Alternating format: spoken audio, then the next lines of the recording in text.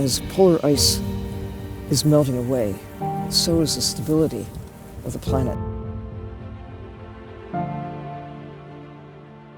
Global sea level reached a record high, the highest greenhouse gases ever released. Arctic sea ice levels reached a record low, the hottest year ever. Here we are in the Southern Ocean, West Antarctic Peninsula, on the Elysium expedition. This region of the ocean is particularly sensitive to climate change. The salps tend to be moving in, and the krill populations are on the decline. This is a route that Shackleton took, so we're going to follow in his footsteps, and we're going to be sampling the plankton along the way.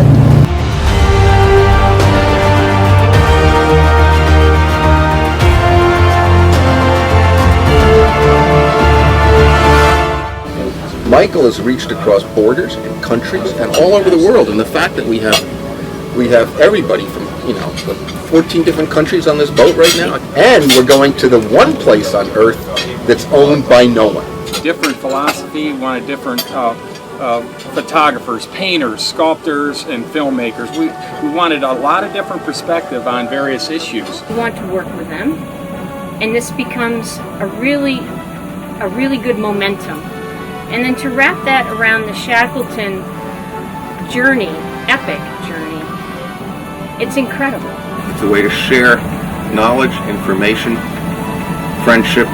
It really is. It's a new vision. Global warming is not something that is in the future anymore. We are now in the middle of it. More polar bears stranded on land. The change here in the Arctic is probably the most visible and the most obvious to people in terms of what's happening with climate change. The animals are suffering and struggling.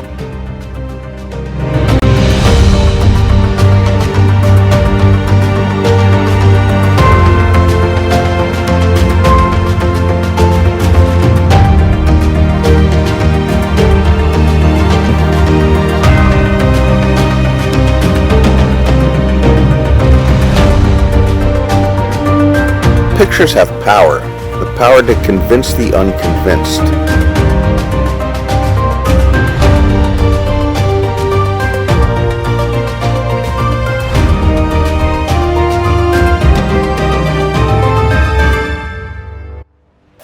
I'm Sylvia Earle, and I'm in the Arctic at 82 degrees north.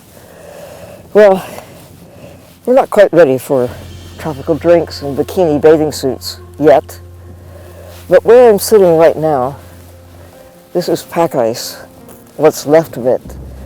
It's eroding fast. Now, I'm a scientist. People ask me sometimes, so do you believe in climate change? Do you think that the planet is really warming?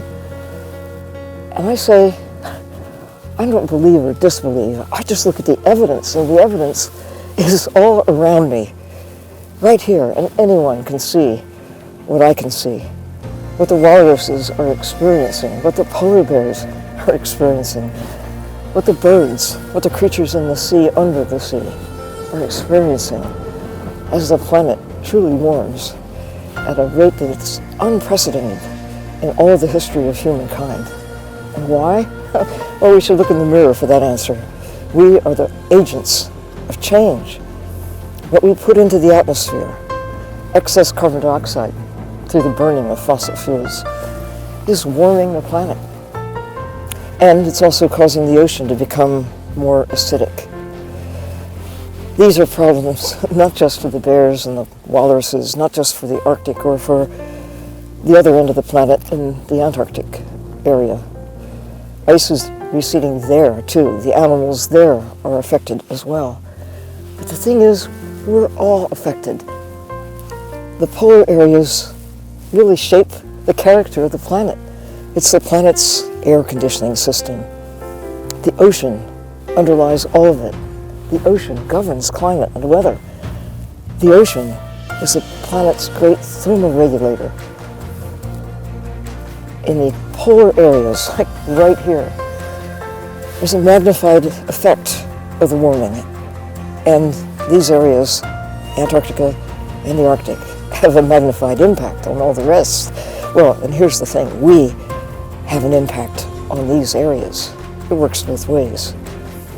polar areas affect us and we affect the polar areas.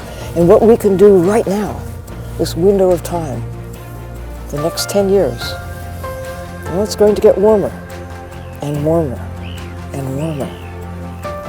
But we can do things that will make it possible to stabilize the way the world functions, to give the birds, to give the bears, to give life on Earth, including our own lives, a chance, a better chance for a long and enduring history.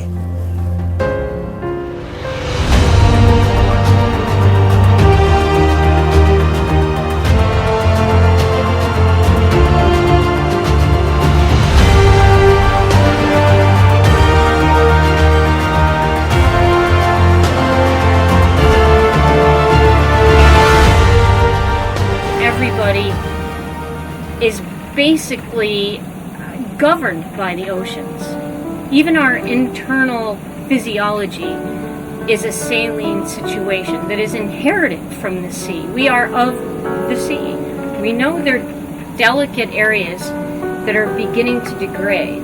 We only have so much time.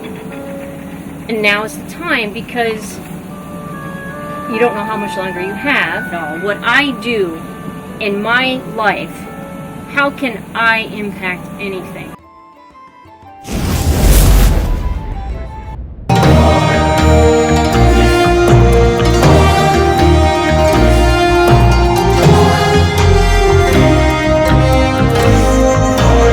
This is the richest coral in the world, and it is surrounded by the densest population of humanity in the world. There are nearly 2 billion people who depend on these reefs.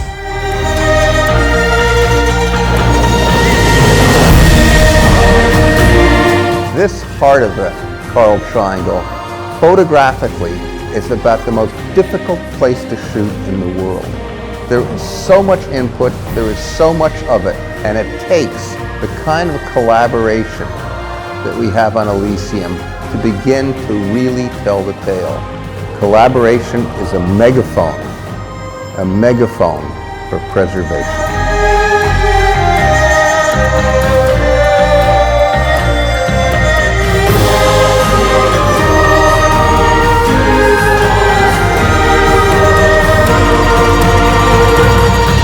It is a place where you can measure change.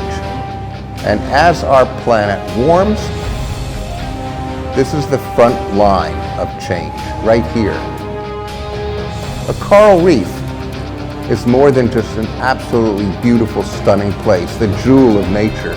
But it is, for climatologists, a thermometer, maybe the thermometer, to measure how and why and when our climate is changing.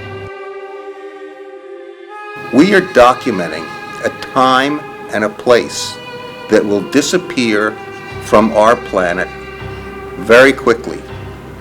Not in our grandchildren's lifetime, not in our children's lifetime, but in our lifetime. We are creating a benchmark for what this planet looked like.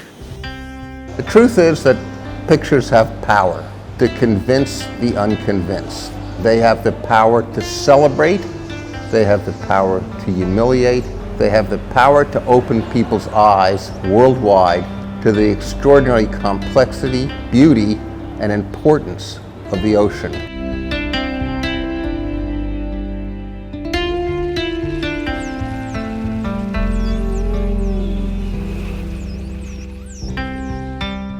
David Dubélé and I go on National Geographic Live speaking tours, 40 cities, 7 countries. We use Michael Augh's Elysium expeditions as an example of collaboration, as a success in conservation. Why? Why? It's really simple. Collaboration, all of us coming together, we are amplifying the conservation message. I can't thank Michael Augh and the Elysium teams enough for taking their time to go to Antarctica to go to the Arctic and then to convene in the Coral Triangle. One of us, or even David and I working, we are two voices. We are two sets of images. But when you bring 48 or 49 or 63 or 57 people together that are artists, sculptors, writers, poets, scientists, filmmakers, photographers, what do you get? You get an incredible volume, you get an incredible collaboration, and you get incredible amplification. And it goes out and it slaps the world in the face and says, if I don't affect you through a picture, maybe I'll affect you through music, or maybe I'll affect you through poetry or a sculpture. But we're gonna get to you one way or another. And Michael Augh's vision is really a collaboration that is amplifying conservation, and it really is an incredibly effective tool. And for that, we really want to thank him, and for everybody that comes. And the other really cool thing here that I saw on this trip was the emerging talent and the energy. Nowhere on this planet have I ever seen people convene in one room and see so many young people so goddamn interested in contributing. Not just going on a dive trip, not just going on a holiday, but really making a difference. Counting coral, counting fish, counting plastics. They're not on a dive trip, they're here to contribute. They could be anywhere on the planet, and they've come here to spend their time to make a difference.